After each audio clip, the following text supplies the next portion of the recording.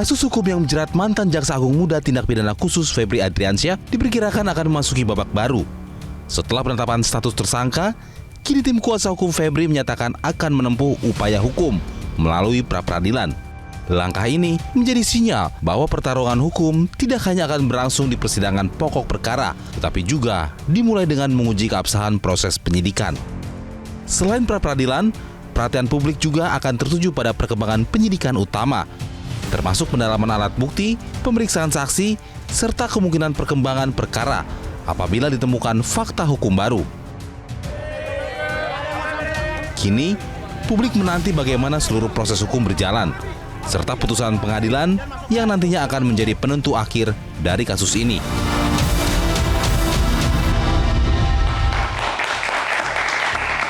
Pemirsa, kasus korupsi yang menjerat mantan Jampitsus Febri Adriansyah terus menjadi sorotan publik. Di tengah proses hukum yang berjalan, Febri Adriansyah menggelorakan perlawanan melalui gugatan pra-peradilan. Apakah seluruh proses ini benar-benar berjalan secara profesional dan transparan atau justru semakin menguji kepercayaan publik terhadap penegakan hukum? Inilah cover both sides. Tak terima ditersangkakan, Febri melawan. Bersama saya Marcelina Tumundo. Pemirsa, kami juga membuka ruang interaktif lewat live TikTok dan Instagram Metro TV. Anda dapat menuliskan pertanyaan dan nanti pertanyaan terpilih akan langsung dijawab oleh narasumber kami. Dan langsung saja kita perkenalkan narasumber untuk hari ini, ada kuasa hukum Febri Adriansyah, Mas Febri Diansyah, dan juga Koordinator Masyarakat Anti Korupsi Indonesia, Mas Boyamin Saiman. Mas Febri dan Mas Boyamin, terima kasih sudah hadir di Cover Both Sides. Terima kasih, selamat malam. Terima kasih, dan saya ke Mas Febri terlebih dahulu. Mas Febri, klien Anda ini sudah mengajukan ada 2 gugatan pra-peradilan karena merasa bahwa status tersangka, kemudian penangkapan dan penggeledahan ini tidak sah. Artinya klien Anda masih merasa dikriminalisasi dan tidak bersalah? Mungkin perlu dikelirkan terlebih dahulu ya. Proses pra-peradilan itu adalah bagian dari proses keberatan secara formil, gitu ya. Jadi kita bagi, ada formil bicara soal apakah hukum itu ditegakkan dengan cara yang benar, ini formil ya. Ada material, apakah terbukti atau tidak terbukti perbuatan yang dituduhkan. Ini 2 hal yang berbeda. Pra-peradilan berada di ranah formil. Kenapa kami memilih pra-peradilan? Karena memang proses penyidikannya baru berjalan dan sudah ada sejumlah upaya paksa yang dilakukan. Kalau kita bicara KUHAP baru yang bisa diajukan pra-peradilan adalah terkait dengan keabsahan, menguji keabsahan upaya paksa yang dilakukan. Jadi belum bicara dari aspek material nih. Kalau aspek material itu domain penyidik dan nanti di proses persidangan perkara pokok. Karena kita paham betul, kita setuju dengan penegakan hukum, kita setuju dengan pemberantasan korupsi, tapi penegakan hukum tidak boleh dilakukan dengan cara yang melanggar hukum. Nah, inilah ranah pengujian dari pra-peradilan. Ini berlaku untuk semua, tidak hanya untuk Pak Febri, tapi untuk semua itu bisa mengajukan pra-peradilan sepanjang memenuhi syarat ya di KUHAP baru. Apa yang diajukan? Ada 2 hal, ada 2 permohonan. Jadi bukan gugatan, permohonan pra-peradilan. Intinya perdebatan ini kami bawa ke ranah yudisial sehingga bisa dibuka dan diputus, dibahas dan diputus di ruang pengadilan. Nah, itu poin-poin utamanya. Jadi ada 2, Marcel. 1, permohonan pra-peradilan terhadap upaya paksa yang dilakukan oleh Kejaksaan Agung. Apa itu? 1, penetapan tersangka. Yang kedua, penahanan. Permohonan yang kedua adalah terkait, karena proses ini kan nggak bisa dipisahkan Kejaksaan Agung dengan proses sebelumnya kan, yang di Polri. Tapi secara material Anda masih merasa klien Anda dikriminalisasi? Itu nanti kita bahas lebih lanjut secara substansi ya. Contoh yang paling sederhana adalah ketika ditetapkan sebagai tersangka, misalnya kalau emas itu dijadikan alat bukti ya, belum terjawab tuh sampai saat ini, itu emas milik siapa? Kemarin Kejaksaan Agung juga bilang tidak mau sebutkan itu emas milik siapa, dan Kejaksaan bilang ya nanti kita buktikan saja di pengadilan. Pengadilan sampai masih di situ lama. kita nanti akan bahas juga soal alat buktinya, Mas Febri. Sekarang saya ke Mas Boyamin. Ini kan memang hak ya dari tersangka untuk mengajukan permohonan pra-peradilan. Tapi bagaimana menurut Mas Boyamin? Ahlan wa sahlan fi kudurikum. Selamat datang untuk buka-bukaan malah gitu. Dan saya terima kasih pada lawyernya Pak Febri Adriansyah malah pra-peradilan. Karena ini tetap menghidupkan berita, isu tentang dugaan korupsi yang terkait dengan Pak Febri Adriansyah malahan. Kalau minggu ini tidak ada pra-peradilan, garing ini minggu ini. Gara-gara ada pra-peradilan, hidup lagi gitu. Jadi saya gembira karena saya ini kan sejak tahun 1996 gitu, pertama kali saya ngajukan gugatan pra-peradilan, Marcel. Waktu masih magang di LBH Semarang, membela orang yang dituduh mencuri, terus bisa kita bebaskan dengan alibi, terus kita gugat pra-peradilan ganti rugi. Habis itu saya balik sejak saya lulus, artinya sejak saya mendirikan kantor lawyer 1999, saya lulus itu baru 2022. Itu mendirikan kantor lawyer itu, kemudian jadi juga ingin nyumbang negara, pra-peradilan dari sisi korban. Selalu begitu. 2021, terus kemudian menang 2024 lawan Kejari Sukoharjo karena perkara mangkrak. Terus baru 2014 menang lagi di Boyolali. Tapi Mas Boyamin, Anda setuju kalau menurut Mas Febri tadi secara aspek formil ini banyak yang tidak sah?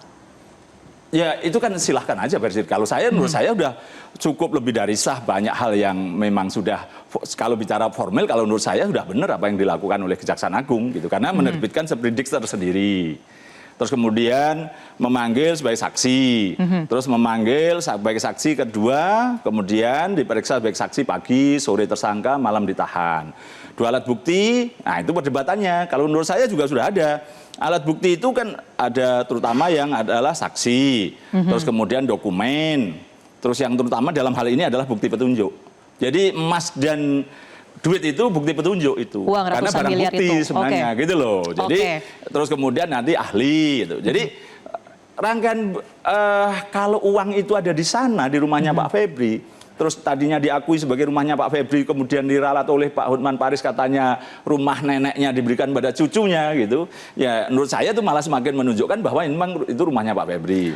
Terus itu emas itu misalnya pernah dikatakan oleh pengacaranya Don Rito itu miliknya Don Rito, milik yayasan. Nah itu justru menurut saya malah istilahnya rangkaian gitu loh. Bukti penunjuk itu kan selain barang bukti juga rangkaian, dan itu penyidik punya hak sepenuhnya untuk menetapkan itu tersangka kalau memang dari tidak pas ya pra-peradilan. Iya, dengan alat bukti dan bukti petunjuk barang buktinya gitu.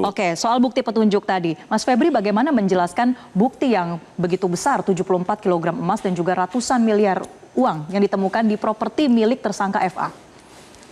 Ada fakta bahwa rumah itu sudah diakui sebagai sebenarnya milik keluarga ya. Di proses pemeriksaan itu juga disampaikan. Nah, kemudian ada fakta yang lain juga yang disampaikan bahwa rumah itu sudah lama tidak dihuni. Pak FA pernah menghuni rumah itu, benar. Tapi sudah lama tidak dihuni. Sekitar tahun 2008. Kalau di pemeriksaan kan disampaikan itu. Kenapa tidak dihuni kan itu yang jadi pertanyaan. Ada tugas Pak FA, jaksa-jaksa lain juga bertugas begitu. Kalaupun tidak dihuni, apakah tidak dicek begitu, Mas, aktivitas di dalam rumahnya? Saya jelaskan dulu. Jadi ada penugasan di daerah lain, dan kemudian Pak FA setelah kembali ke Jakarta, beliau tinggal di rumah yang lain. Artinya apa? Ada situasi-situasi yang memang tidak semuanya, tidak 100% kontrol dari yang bersangkutan untuk bisa mengetahui apa yang terjadi di sana. Posisi Pak FA ini di Kejaksaan Agung, di Pitsus kan bukan posisi yang bisa mengurusi semuanya. Ada banyak sekali tugas yang harus dilakukan. Nah, apakah hal-hal sangat teknis kemudian bisa dikontrol dan bisa diketahui sepenuhnya? Ini dari penjelasan pihak kami ya, tentu saja. Makanya menjadi tantangan bagi penyidik menurut kami, itulah yang harus dibuktikan. Siapa pemilik emas dan uang tersebut? Kalau emas dan uangnya sudah jelas faktanya, terang benderang barangnya ada. Tapi pertanyaan hukumnya, siapa pemiliknya? Setelah diketahui siapa pemiliknya, baru kita bicara tentang indikasi pencucian uang. Asal usulnya dari mana? Nah, saya nyambung sedikit yang disampaikan Bang Bonyamin. Saya setuju dengan Bang Bonyamin ketika mengatakan ada hal benar yang dilakukan oleh Kejaksaan Agung. Secara prosedural, menerbitkan sprindik umum. Jadi sprindik enggak, itu yang tersangka TPPU? Bukan, ada 3 sprindik umum. Jadi nggak ditelan mentah-mentah sprindik atau penetapan tersangka dari Polri. Kemudian Kejaksaan Agung menerbitkan sprindik umum. Itu sudah benar.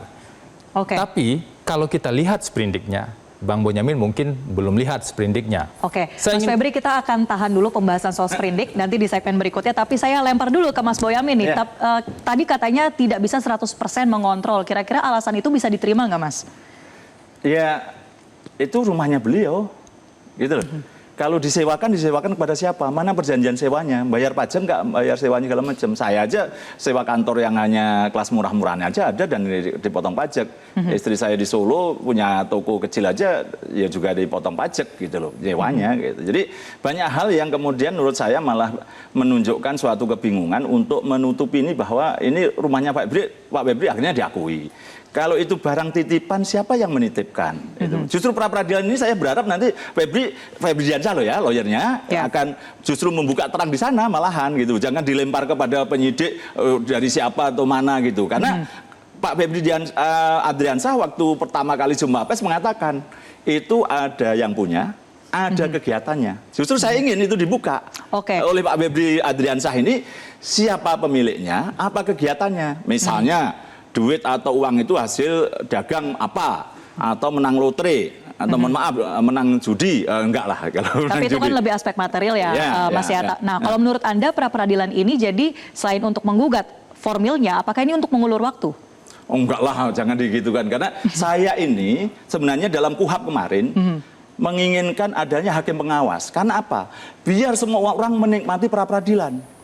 Karena kalau yang seperti sekarang dan KUHAP lama itu hanya orang kaya yang bisa pra-peradilan. Karena yang mampu pengacara. Bagi orang-orang miskin nggak bisa pra-peradilan. Tapi kalau hakim pengawas, maka itu pra-peradilan jadi wajib. Gitu loh.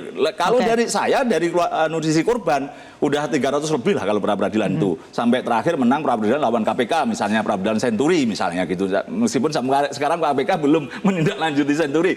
Terus 2008 menang lawan Jaksa Agung, SP3 Samsul Nur Salim, menang lagi juga gitu. Jadi kayak gitu justru saya menginginkan kalau dari sisi korban kemudian sekarang ada pasal 158 huruf E tentang objek pra-peradilan baru tentang penundaan yang tidak sah. Jadi perkara mangkrak bisa. Jadi tidak apa-apa, dari sisi tersangka itu justru saya menginginkan sebenarnya itu menjadi wajib diurusi negara pra-peradilan, yaitu hakim pengawas. Tapi sayang kemarin DPR masih belum mengabulkan itu. Sementara negara-negara maju pra-peradilan itu sudah wajib. Tidak ada orang ditahan tanpa ada otorisasi dari hakim. Itu loh. Ini semakin menarik pembahasan, nanti saya kasih kesempatan Mas Febri untuk menanggapi bagaimana tadi tanggapan dari Mas Boyamin, tapi kita jeda terlebih dahulu, tetaplah di Cover Both Sides.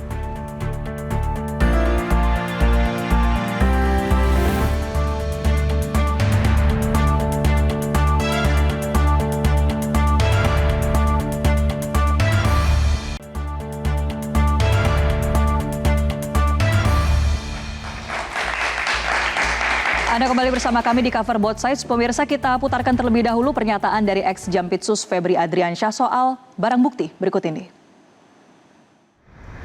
Bagaimana ada uang yang ditemukan di rumah itu ada yang punya. Ada yang punya, ada kegiatannya, orang-orang kegiatan bisa ditanya, ya, ada bangunannya, bisa nanti dicek.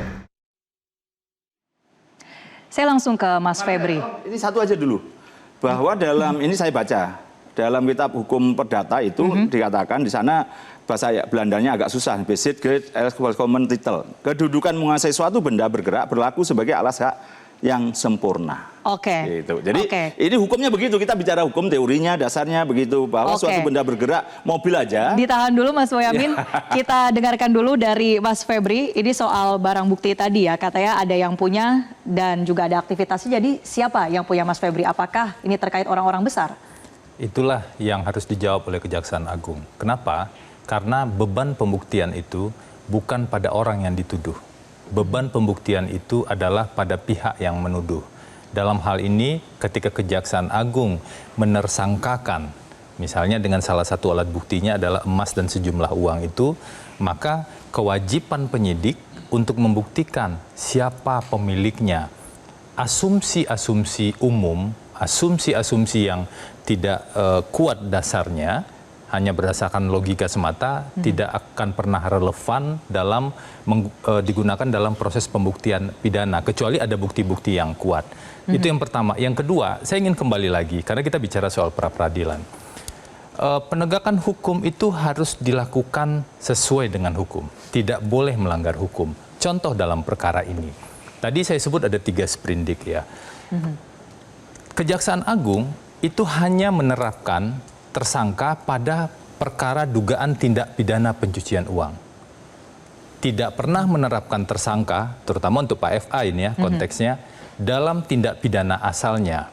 Hal ini menurut kami melanggar undang-undang. Oh tidak. Apa yang dilanggar? Predikat krimnya ya. Apa yang dilanggar? Satu, penjelasan pasal 74 Undang-Undang 8 tahun 2010. Di sana disebut begini. Di paragraf keduanya disebut begini. Dalam hal penyidik tindak pidana asal, katakanlah itu korupsi. Menemukan bukti, artinya penyidikan tindak pidana asal harus jalan dulu. Menemukan bukti permulaan yang cukup, ada pencucian uang, barulah dilakukan penyidikan tindak pidana TPPU. pencucian uang. Dalam proses ini tidak. Apakah itu hanya berlaku, hanya diatur di pasal 74? Penjelasan pasal 74. Kami sudah menemukan sejumlah jurisprudensi di Mahkamah Agung. Ada satu putusan di tahun 2017. Undang-undangnya ini kan Undang-Undang 8 2010.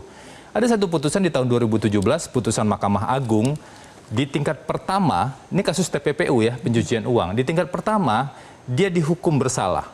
Namanya Diding.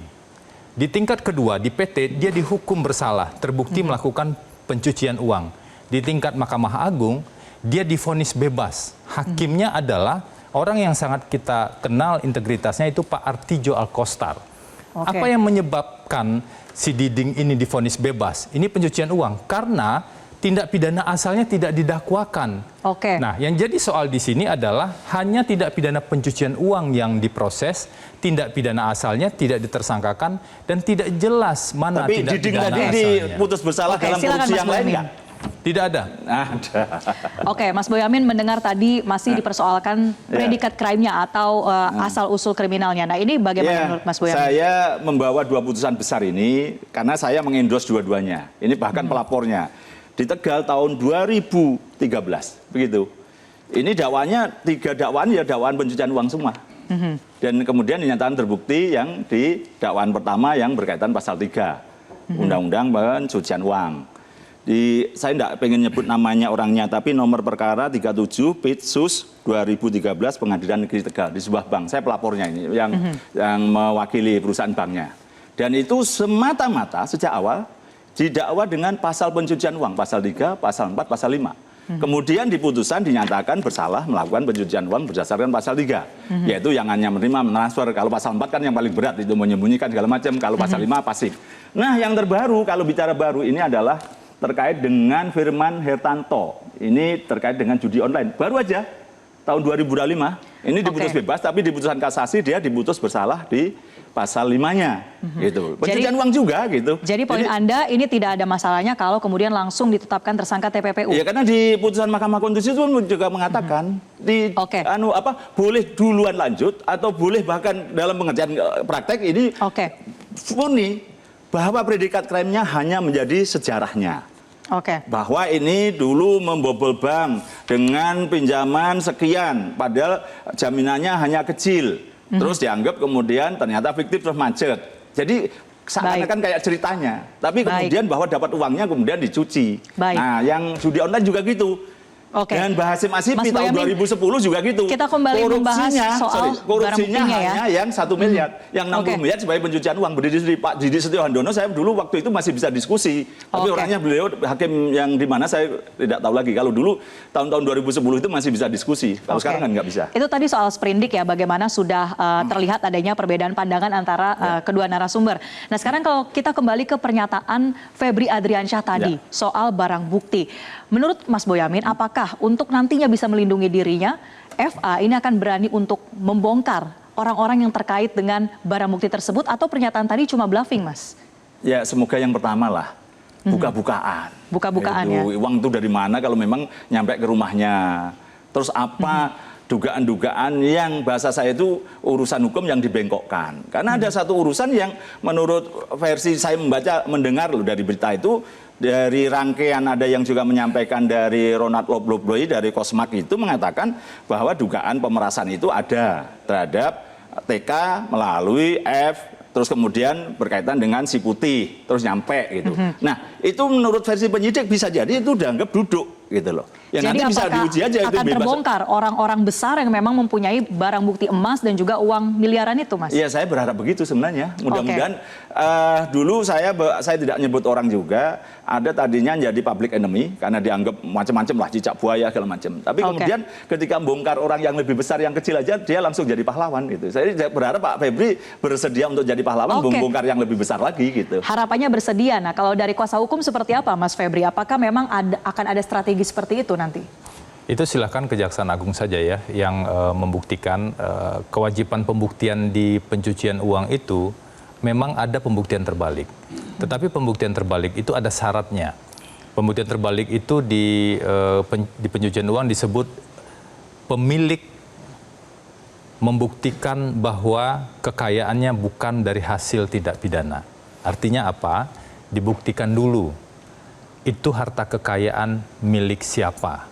Ini kan bukan sekedar mengatakan, oh karena itu ditemukan di rumah seseorang, maka itu pasti harta kekayaan milik seseorang tersebut.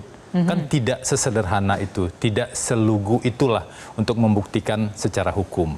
Nah, saya ingin kembali lagi tadi disebut, masalahnya Pak Febri, tadi disebut soal itu putusan hukum. Kalau ada titipan ya mestinya ya tadi disebut kan soal gitu. putusan Mahkamah Konstitusi. Biar kita fokus diskusinya. Kalau kembali soal barang bukti tadi, Mas Febri, apakah memang ini tidak akan dibongkar begitu oleh klien Anda FA atau mungkin ada tekanan dari pihak lain? Jawaban saya sudah jelas. Itu tugas dari Kejaksaan Agung. Dan sekarang prosesnya masih proses pra-peradilan awal.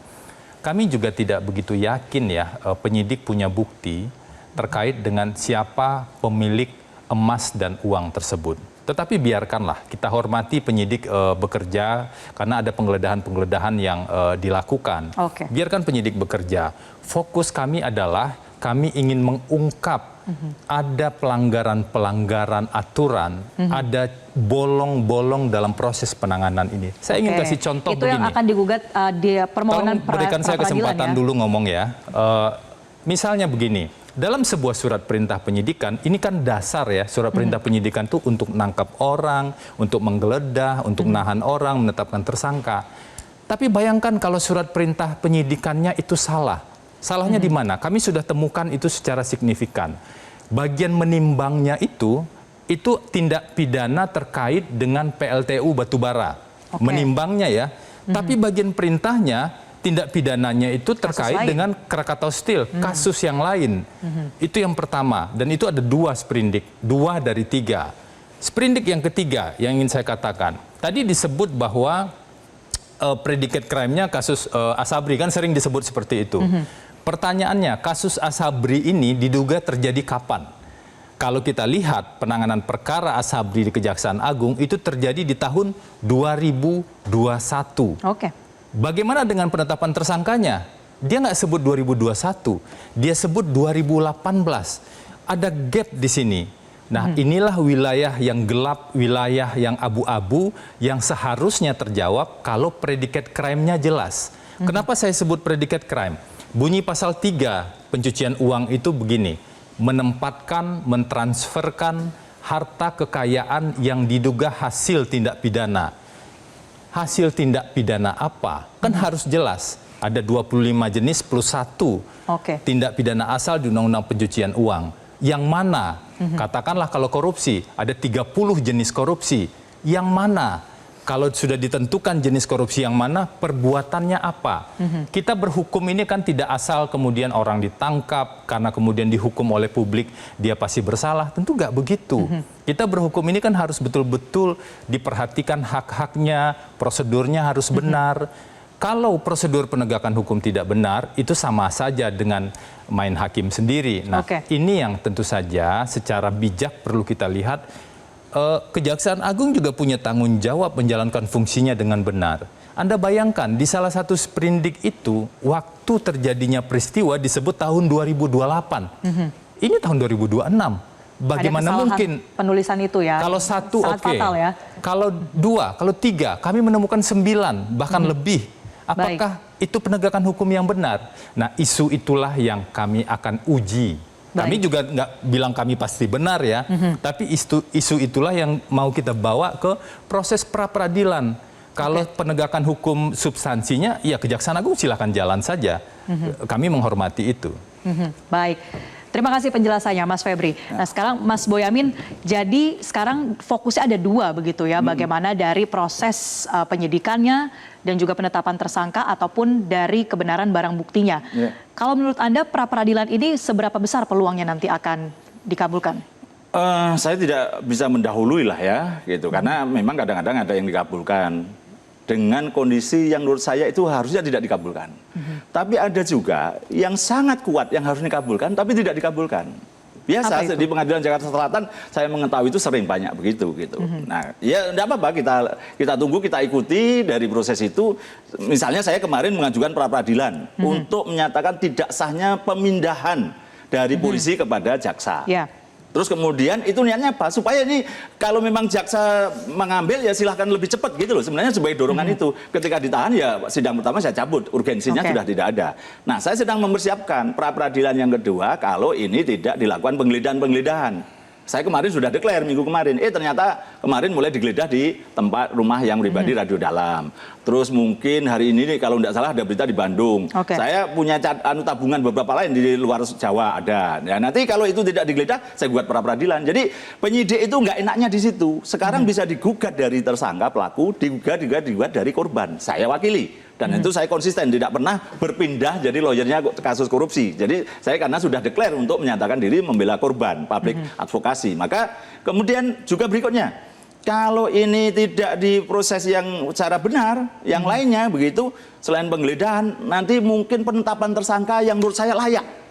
Ini kan baru 3 nih, versi saya minimal 5 misalnya. Ya, yang 2 ini apa? Nanti saya bongkar di sana. Gitu. Jadi ini memang kita uji, makanya memang biarlah penyidik itu semakin profesional, semakin hebat, semakin bagus dalam menangani kasus tindak pidana apapun termasuk korupsi gitu, Marcel. Singkatnya Mas Boyamin, jadi dengan adanya pra-peradilan ini apakah harapannya ini bisa tetap fokus pada pokok perkaranya nanti?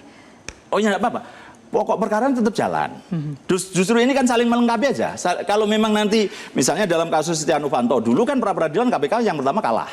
Terus kemudian diperbaiki, pra-peradilan kedua Setia Novanto gantian yang kalah, akhirnya dibawa ke pokok perkara, kan gitu. Jadi ya enggak apa-apa bahwa juga jangan alergi penyidik itu kemudian kalau diperadilankan baik dari sisi pelaku maupun dari sisi korban. Karena saya mengendorse itu sering perkara-perkara yang misalnya korban Wana Arta tidak diproses pencucian uangnya lama sekali sampai orangnya buron. Saya endorse untuk diperadilankan dan saya sudah ngajari beberapa teman di luar Jawa untuk pra-peradilan perkara-perkara mangkrak. Jadi ya memang inilah tugasnya penegak hukum. Jadi seperti saya misalnya dulu PK hanya sekali jadi berkali-kali. Saya pernah diprotes oleh hakim. Loh, tugas Anda memang bersidang kok kan gitu. Baik Mas Boyamin. Usai jeda nanti kita akan bahas bagaimana persepsi publik terkait Kejaksaan Agung yang menangani perkara dari mantan Jampitsusnya. Kita akan bahas usai jeda, tetaplah di Cover Both Sides.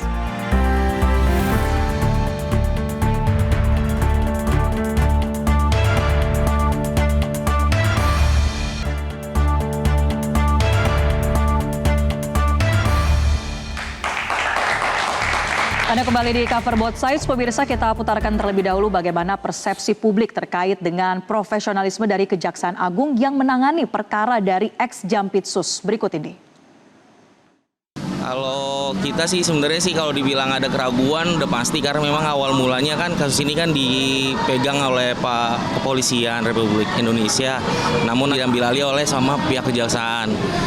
Ya balik lagi, kita sih harapannya sebagai masyarakat sih supaya karena negara ini negara hukum harusnya semuanya objektif sih. Untuk kasusnya sendiri saya rasa nggak mungkin selesai, nggak mungkin tuntas karena kan oper sana oper sini ya. Harus dengan tegas melakukan interogasi pada pihak-pihak semua yang terlibat di dalamnya sehingga semuanya bisa ketemu titik terangnya. Kalau ngelihat dari kasus-kasus yang udah dari dulu terjadi gitu ya, itu kasus korupsi itu nggak pernah bisa sampai selesai, sampai tuntas, dan nggak tahu kelanjutannya gimana gitu. Jadi ya kita nggak akan dilihatin akhirnya kayak gimana, dilempar-lempar aja gitu terus.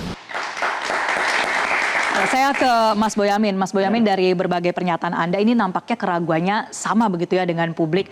Apa alasannya Mas Boyamin masih ragu dengan penyidikan yang terjadi di Kejaksaan Agung? Dulu kan ada sejarah bahwa Kejaksaan Agung mendeponering 4 orang pimpinan KPK, zaman Chandra Hamzah dan Samad Priyanto. Terus kedua, zaman Bambang Wijayanto dan Pak Abraham Samad. Itu orang lain. Nah, bisa aja ini orang lain. Di deponering itu artinya dihentikan? Iya, demi kepentingan umum. Oke. Nah, bisa aja kan kemudian mereka, orang lain aja minta di deponering dan dikabulkan, masa ini enggak boleh kan gitu. Jadi ujungnya bisa bukan hanya dijemur atau ditelantarkan atau apa, bahkan di ujung bisa deponering gitu. Makanya saya sudah sama teman-teman siap-siap untuk maju ke MK. Deponering itu, kepentingan umum itu hanya berlaku untuk pidana kecuali kejahatan yang mati. Ancamannya loh ya. Kedua keamanan negara. Ketiga ya pidana khusus, ya termasuk korupsi. Harusnya tidak boleh di deponering.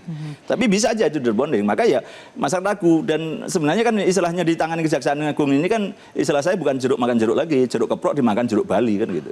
Oke. Jadi solusinya apa Mas Boyamin? Apakah memang tetap mendesak supaya KPK mengambil alih kasus ini? Iya, dan saya minta tolong Bang Febri Diansyah untuk menyentil KPK lah, supaya berani mengambil alih. Karena di pasal 10 itu alasannya mengambil alih itu kan ada 3. 1, melindungi pelaku. Kedua, kalau ada korupsi misalnya meres gitu. Ketiga, ada campur tangan eksekutif. Nah, campur tangan eksekutif sudah ada. Dipindahkan dari polisi ke Kejaksaan Agung itu kan ada campur tangan eksekutif. Jadi menurut Mas Boyamin ini sudah memenuhi alasan untuk KPK mengambil alih seharusnya? Sangat-sangat memenuhi dan rasanya kan gini, kalau supaya rakyat ini tetap percaya dengan pemberantasan korupsi, kalau ini masih ditangani oleh kepolisian dan kejaksaan itu masih belum banyak percaya. Tapi memang masalahnya di KPK sendiri. Takut dan ziper gitu loh. Masalahnya kan gitu, jadi penonton gitu. Mestinya kan dalam kasus MBG itu mestinya KPK yang nangani, sudah dilaporkan 5 bulan sebelumnya, tidak ditangani. Kasus ini dugaan berkaitan dengan yang sekarang ini Pak Febri Diansyah dilaporkan teman-teman saya di akhir 2024 oleh ke KPK. Juga tidak ditangani.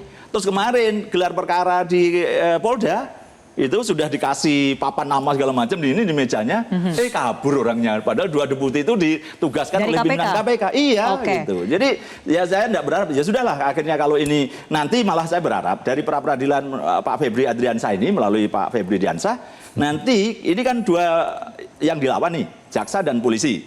Nah, potensinya jaksa mungkin dikabulkan, artinya tidak sah di kejaksaan. Justru yang di kepolisian ditolak.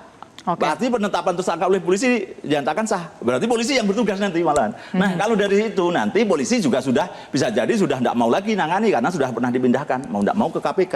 Maka sebenarnya KPK ini sekarang tolonglah bersiap-siap untuk menerima ini. Tetap mendesak KPK ya.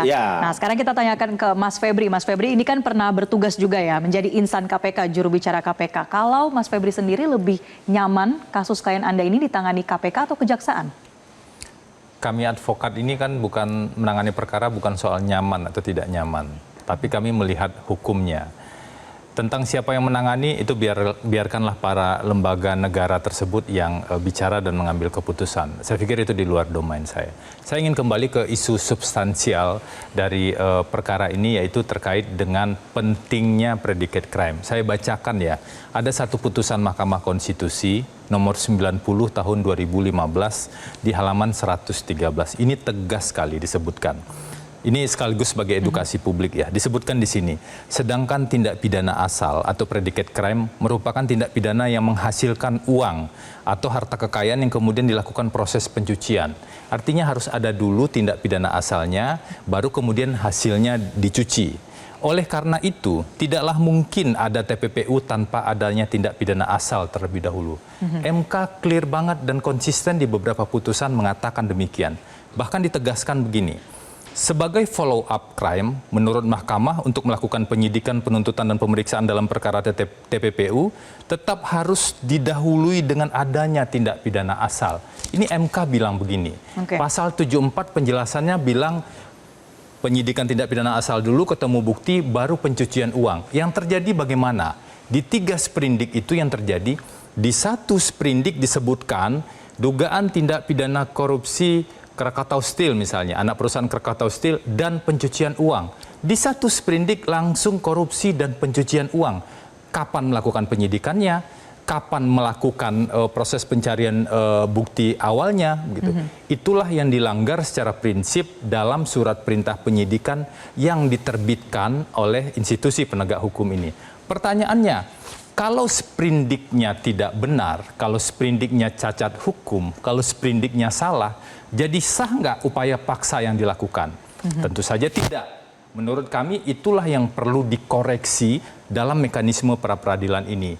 Kita sedang menegakkan hukum, bukan menghukum orang tanpa proses penegakan hukum. Makanya prosesnya harus berjalan secara benar. Ada sejumlah putusan Mahkamah Konstitusi bahkan sampai 2021, ini 2015 ya, pasca Undang-Undang 8 2010, itu yang secara konsisten mengatakan bahwa tindak pidana asal itu memang tidak perlu nunggu pembuktian di persidangan, nggak perlu. Tapi tetap harus ada di awal. Nggak bisa ujuk-ujuk tiba-tiba TPPU, tidak ada sejarahnya, tindak pidana asal, tiba-tiba ujuk-ujuk TPPU. Itulah kritik paling mendasar kami terhadap penanganan perkara ini. Kalau begitu kita tetap membahas pra-peradilan nih Mas Boyamin. Kalau kemudian nanti hakim memutuskan menerima pra-peradilan dari FA, arahnya ini akan kemana Mas Boyamin? Apakah bisa akan ada aja arah yang Kejaksaan diubah? Agung melakukan penyidikan baru yang lebih lengkap, lebih sempurna. Kalau ada kesalahan-kesalahan penulisan, bisa aja dikoreksi lagi. Seperti dulu KPK pada kasus Setia Novanto kan begitu kejadiannya. Tidak ada larangan bahwa kalau pra-peradilan dikabulkan, kemudian tidak boleh diulang penyidikan baru. Kan bicaranya kadang-kadang penetapan tersangka tidak sah karena misalnya ternyata belum pernah diperiksa sebagai saksi. Nah, ada juga gitu yang paling mendasar gitu. Atau yang agak tinggi dikit karena belum terpenuhinya 2 alat bukti. Menurut versi penyidik sudah ada 2 alat bukti. Menurut hakim baru 1. Ya berarti nanti dilengkapi lagi. Gitu loh. Nanti toh bisa diajukan pra-peradilan lagi. Tapi ya keterlaluan lah kalau penyidik sudah kalah pra-peradilan pertama kemudian tidak disempurnakan alat buktinya gitu. Dan kembali ke putusan Mahkamah Konstitusi tadi mengatakan maksudnya gitu loh. Tidak boleh tidak ada predikat kremnya. Lah predikat kremnya itu ada di mana? Di dalam dakwaan. Itu diurai. Seperti ini pembobolan bank. Ya diurai aja pembobolan banknya. Tapi dakwaannya pasalnya semua pencucian uang. Pasal 3, pasal 4, pasal 5. Di kasusnya Aseng yang Firman Hirtanto itu juga begitu gitu. Disebutkan di dakwaan 1, 2, 3-nya. Ini karena ada perdebatan tadi soal predikat crime ya. Dan juga prediksi Anda ini akan berjalan dengan lama kasus sebelum ini. Sebelum ke sana, ada putusan terakhir ini 2026 juga. Namanya Windu Setio Aji. Gitu. Ini pernah dikasuskan korupsi, terus kemudian selesai korupsi dibawa ke TPPU. Oleh hakim dinyatakan bebas, nggak boleh ini nebis ini idem. Kalau itu dibalik, gitu loh. TPPU dengan proses korupsi yang dibuat ranahnya itu tetap dakwaan TPPU dengan rangkaian asalnya dari korupsi gitu. Maksudnya begitu dijadikan satu pembuktiannya. TPPU-nya berasal dari korupsi, TPPU-nya dari penipuan, TPPU-nya dari penggelapan. Itu loh Mbak Marcel. Jadi menurut saya sih ini suatu yang penegakan hukum yang menurut saya menjadi suatu hal yang memang menjadi tantangan kita semua dan saya pun tetap akan mengawal nanti kalau ini tantangannya ini akan berjalan rally yang panjang. Ya saya sabar untuk itu kok. Saya pra-peradilan itu sejak tahun 2000 tadi malah 1996. Kalau dari sisi korban malah tahun 2001. Itu mulai saya Solo, terus Semarang, terus Banjarnegara, terus kemudian Jakarta, di Lampung juga begitu. Jadi dan hampir saya dari 300-an saya menang 10-an. Gitu, dikabulkan dari pintu bahwa penghentian penyidikan material meskipun tidak ada SP3-nya karena perkaranya mangkrak. Jadi kalau Kejaksaan Agung nanti mangkrak atau menjadi melambat ya saya gugat pra-peradilan dalam kasus ini. Jadi itulah yang enaknya kita penegakan hukum bahwa dari sisi korban saya advokasi dan insya Allah sampai kapanpun tidak berpindah membela korupsi bahkan narkoba aja saya tidak. Saya hanya nangani perkara-perkara sebagai advokat sejak dulu korporasi aja lebih enak tidak berhadapan harus kesannya orang kan tetap membela yang bayar nggak enak loh itu. Tapi kalau Pak Febri ya tidak apa-apa itu bagian ilmu saya profesi saya hormati aja gitu. Kita akan masih lanjutkan perbincangan ini namun usai jeda tetaplah bersama kami di Cover Both Sides.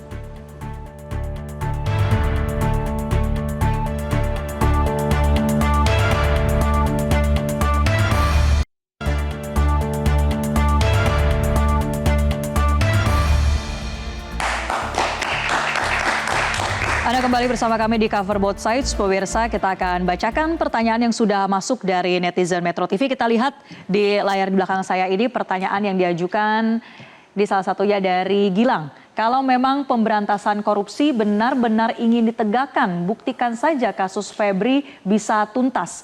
Nah, kalau kita tanyakan ke Mas Febri Diansyah selaku kuasa hukum. Jadi seberapa besar Anda yakin bahwa pra-peradilan ini bisa menuntaskan kasus FA? Mungkin bukan menuntaskan ya. Kalau kami mungkin porsinya lebih pada seberapa yakin dengan argumentasi hukum dan bukti yang akan diajukan.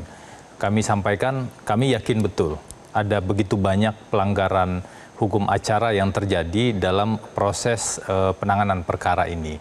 Yang sudah kemarin kami sampaikan saja 9 ya, mulai dari hal yang sepele terkait dengan tahun 2028, peristiwanya disebut tahun 2028, sampai pada hal yang sifatnya prinsip begitu ya. Ada satu putusan Mahkamah Agung di tingkat peninjauan kembali di tahun 2021, mungkin kita masih ingat mantan dari Polri ya, Joko Susilo pada saat itu yang diproses oleh KPK. Mahkamah Agung bilang begini, aset-aset yang dituduhkan pencucian uang yang disita sebelum predikat crime-nya terjadi, predikat crime-nya kan Korlantas waktu itu dianggap bukan pencucian uang. Itulah pentingnya tempus delicti, itulah pentingnya waktu predikat crime, itulah pentingnya predikat crime-nya apa. Jadi nggak gelondongan, orang kan dituduh nggak boleh gelondongan. Pokoknya lu salah sejak mulai menjabat, kan nggak bisa begitu. Tunjukkan salahnya di mana. Nah, itu akhirnya Mahkamah Agung mengembalikan semua aset Joko Susilo itu.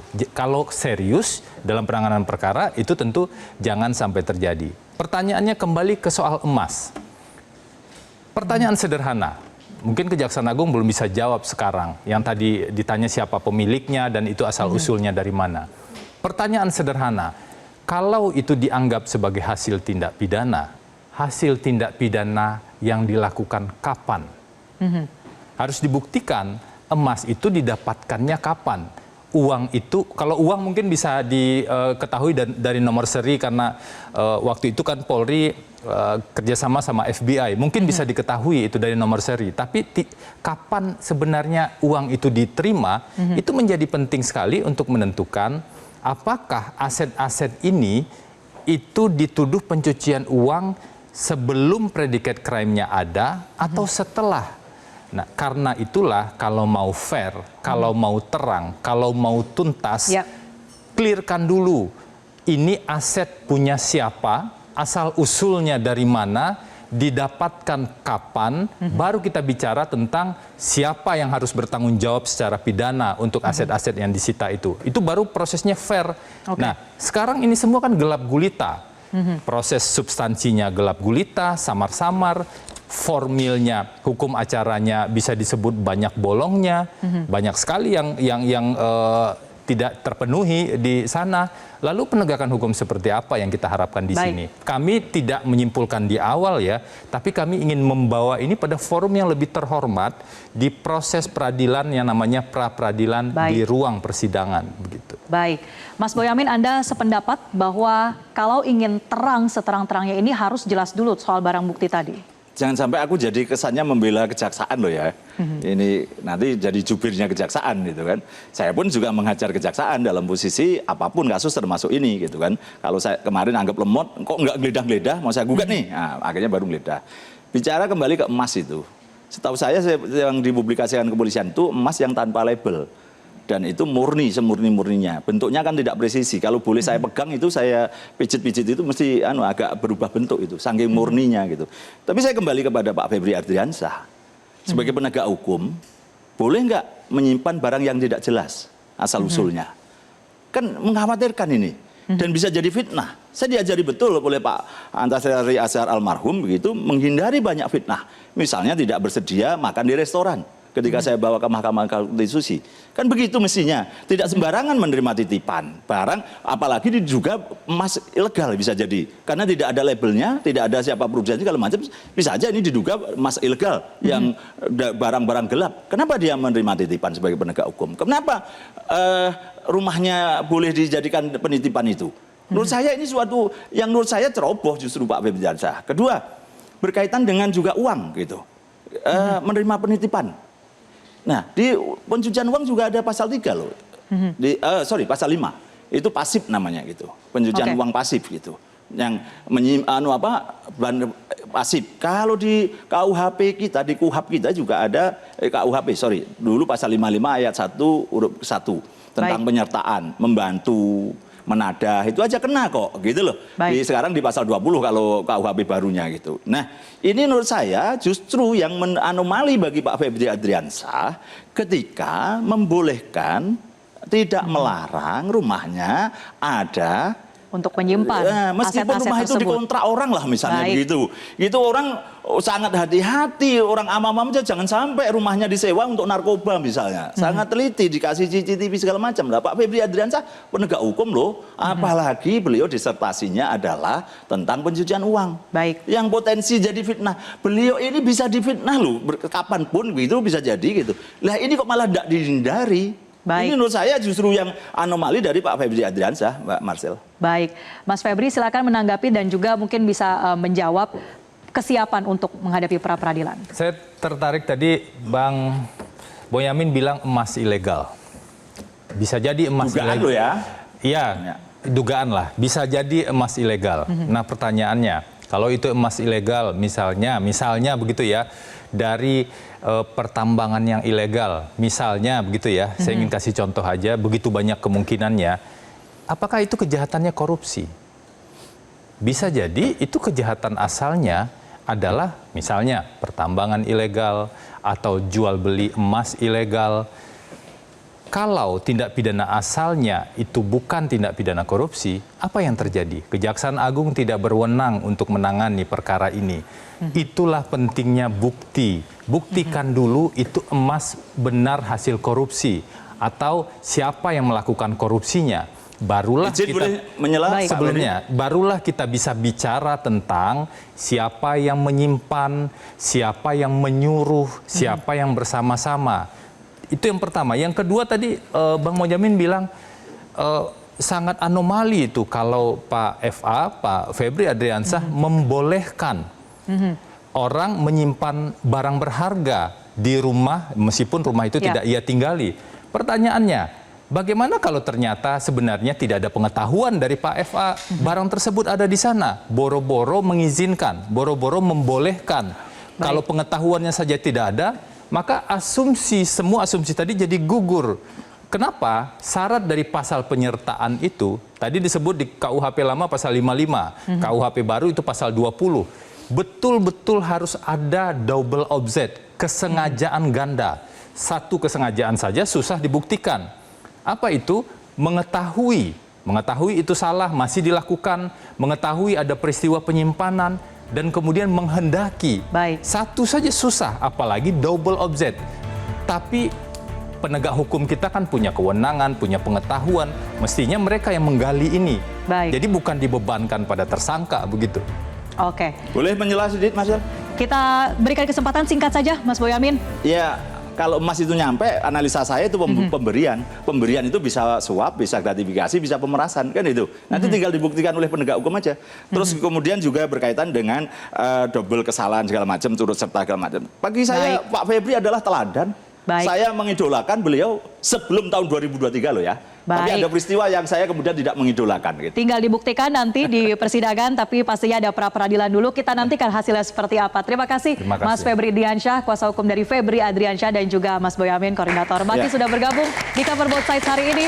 Dan pemirsa, demikianlah perjumpaan kita. Saya Marcelina Tumundo. Terima kasih atas kebersamaan Anda. Sampai jumpa di minggu depan.